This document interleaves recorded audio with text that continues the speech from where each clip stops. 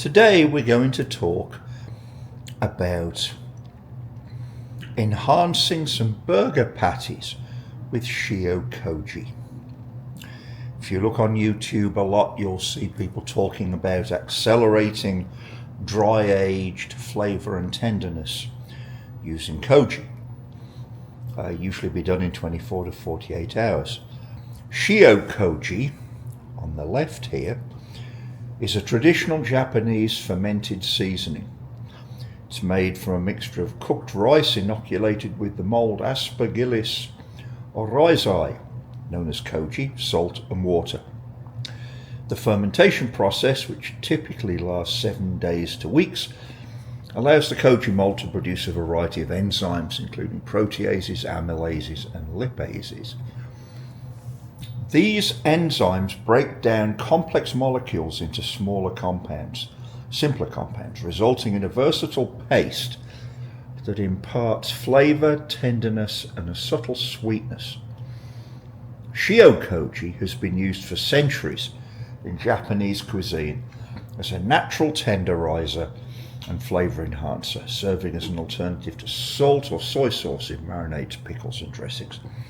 Shio Koji, as we said, is Koji, salt, and water. Usually 5 parts Koji, 4 parts water, 1 part salt. This is the rice, the dry Koji, that it's made from.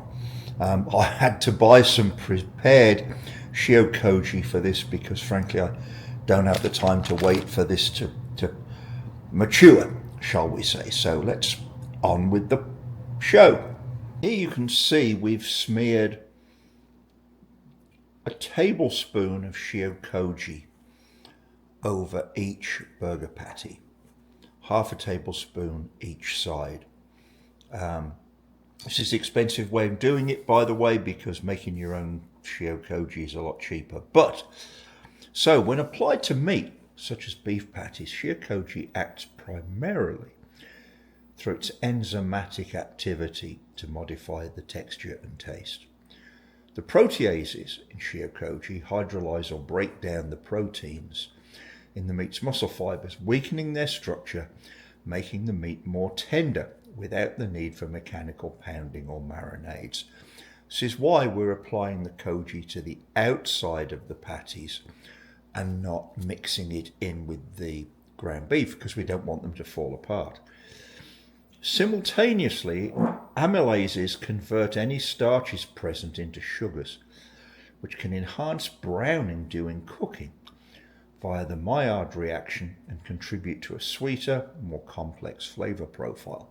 Because these patties are fairly thin, we won't need to do a reverse sear on them, or at least I'm not going to. And the salt component aids in drawing out moisture and inhibiting bacterial growth, while the fermentation-derived glutamates amplify tastes.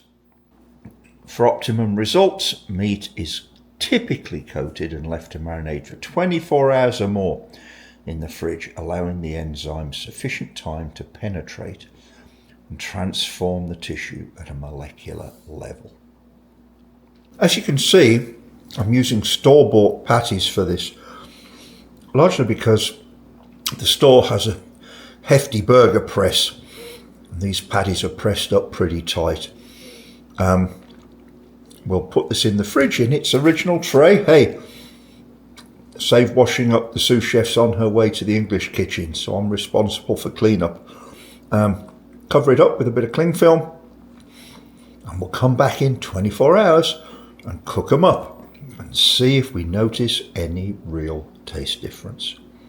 Okay, now we're nearly 48 hours after we coated this burger patty with our Shio Koji. So I had some business yesterday that preempted me getting after this. So we're just going to wipe the Shio Koji, the excess, off the surface of the burger so it's clean.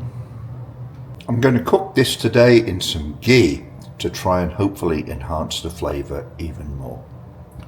Into the pan at 300 or more degrees with a weight on to increase the sear, and we'll come back in a few minutes, flip this over, be sure we'll get a good Maillard reaction. Here we go, a beautiful Maillard reaction. But we'd expected that from the conversion of the sugars. Let's go ahead and see if all the work and waiting was worth the taste test. Well now, is it worth it? These burger patties, beautiful browning, beautiful Maillard reaction, juicy, and they have a very different taste.